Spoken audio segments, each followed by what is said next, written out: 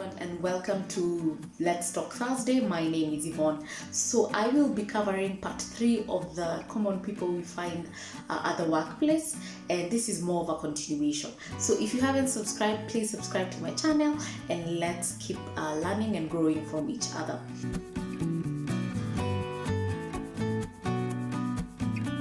There are those that are assigned and there are those that are self-appointed.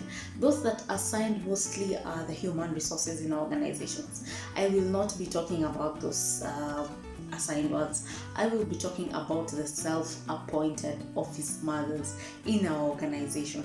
So office mothers are good in our organization, very good, and this is because they are our stress relievers. They're the people, they have a shoulder to cry on in case we're having stressful day at the office. Our bosses are stressing us, or our colleagues are stressing us, or there's too much pressure to deliver.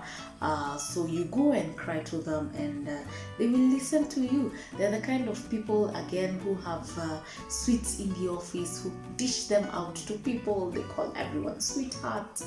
They know what's happening about everyone in the organization because everybody wants to talk to them so that they can relieve the burden off their shoulders and reduce the stress. So they know everything that is happening in the organization. They know everything about everybody in the organization. Well-informed individuals.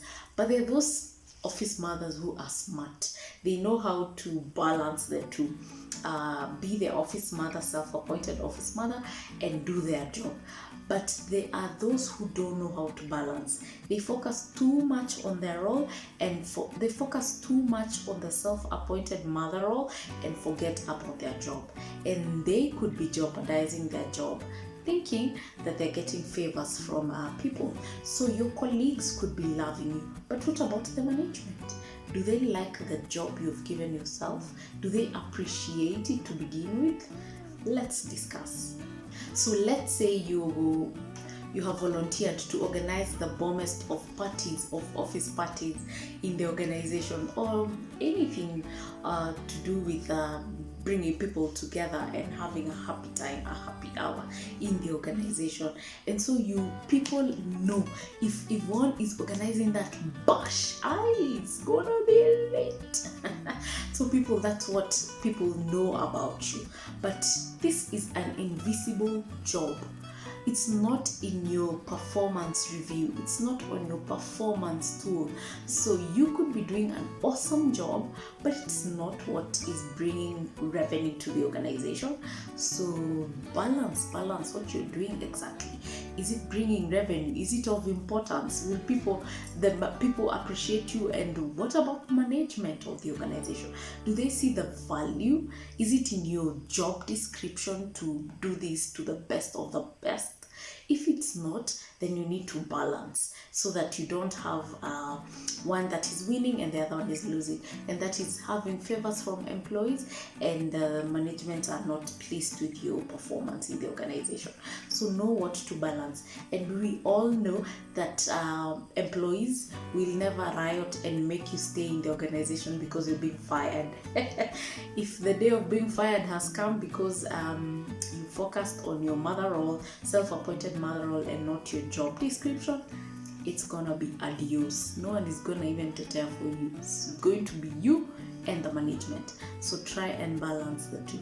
Again, the bitter truth is that we are employed to generate revenue. So we are not employed to be loved or be mothers of the organization. If that was the reason, we would have jobs and organizations won't be making money. So you're employed to bring revenue to the organization. If you're not doing exactly that, I don't see how you'll be promoted. I don't see how you will be appreciated by the management. So again, balance. Some people will refer this kind of people as lazy, but I wouldn't want to lean mostly on that. It could be that they're facing some personal issues at home, and the best way that they could come and relieve their stresses is by coming to the office and talking to people and just trying to forget what has happened at home. Or it could just be that they don't understand the jobs that they have been given and they need guidance. So these kind of people are the people when they come into the office, they say hi to everybody, find out how their night were, and talk and chit chat and laugh. When they go and sit down, it's 10 a.m. They surf and scroll on their social media accounts. It's 10:30, tea time. Tea time, they had not taken tea at home, so they go and bring their snack that they had carried from home and start drinking the office tea. Wanakunywa mpaka saa 5, then they work until 1. Now they have worked for at least 2 hours. 1 to 2 is when they're supposed to go for lunch, but they go until 2:30. 2:30, they are so full, they just want to continue scrolling on their social sites. That's why I'm saying I would not want to judge them.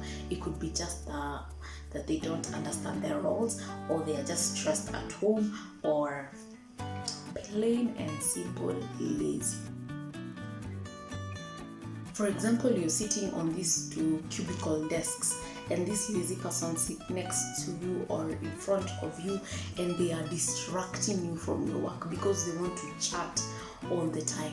You have to be straightforward and focus on your job, and tell them off and tell them, right now I'm busy, it's not time to chit chat, I'll talk to you when I'm done with something that is urgently needed. And just shut them off and focus on your job, because if you don't straight up tell them off, both of you are going to suffer. There are people who are smart in this. They know that they don't like to do what they do, and so they delegate. So they delegate their work to people. So their work gets done with other people, but then they're not doing anything. They're busy chatting with people, scrolling on their social sites. So you're always there feeling, woye, this is very unfair. I mean, this person is lazy. Kwani the boss cannot see this. It's none of your business. You did not go to work to motivate people and talk of fairness. It's none of your business. You need to focus. Don't get distracted. Do your job. Work on being a better person. Actually, you figure out who's your role model. If your role model is someone like Oprah Winfrey, you focus on being the best. If your role model is Wangari Maathai, you focus on that, not on fairness and unfairness. If that person is lazy, does not mean now you also have to be lazy. You don't have to get that negative attitude of, oh, things here are not fair. Focus on your goal. Focus on what you're doing there. Don't get distracted. If you feel that it is really distracting you and you cannot concentrate at all, you need to just go and tell your boss so that they can deal with this individual.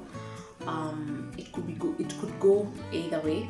Your boss could listen to you and solve it, or point blank ignore you. So figure out. You have to know what battles to play, and so you have to, if you decide to tell your boss, know that. Don't have too much of an expectation. Bosses are different. Just know that it could either be handled or not handled. So the best way is to focus on growing you and being a better person. If you decide to go and tell your boss, this is the procedure you will follow. You first ask the boss if you can have a private conversation with them about this matter. Tell your boss why exactly you've decided to come and discuss the matter with them, and focus on how it is affecting the productivity of the team.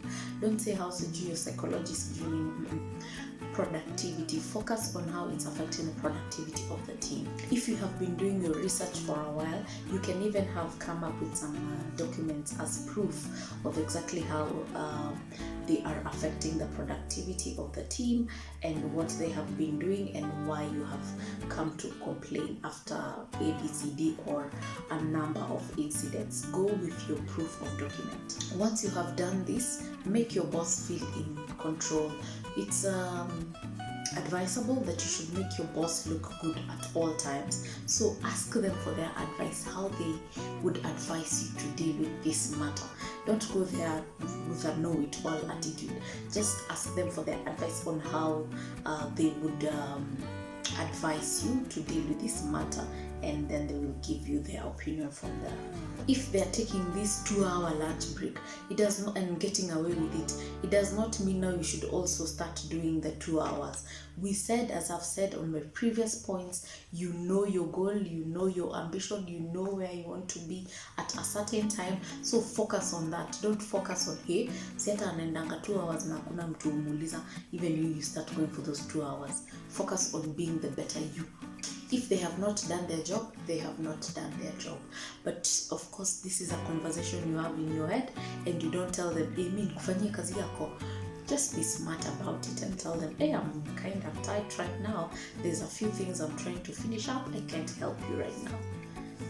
And then that thing ends, and that conversation ends there. As I have said, this could just not be a case of laziness. It could be that they are poor in time management, or they are poor in organizing their work or understanding their responsibilities. So try and figure out exactly where the problem is and help them where you can, especially if they are a member of your team and you're the supervisor or the boss. Try and understand them so that you can help them be a better person. You also have to be inspiring as a leader and guide your people and train them and motivate them and learn their weaknesses and help them work on improving them so that you can have a solid team. Maybe you as a colleague, your team member is a lazy person. You can ask them for a favor. Just go to them because they don't know how to say no to a person. Just go to them and ask for a favor and tell them, Aki, I'm tight. Is it possible that you help me in finishing up this project, and then we can compile and compare notes and see what exactly we have done. Just try and ask them for a favor and see how they'll react to it, and make them busy, keep them busy so that they don't have time to lazy around. A favor politely, professionally, and be assisted, and you have them. And as much as they might think they're smart, you are smarter.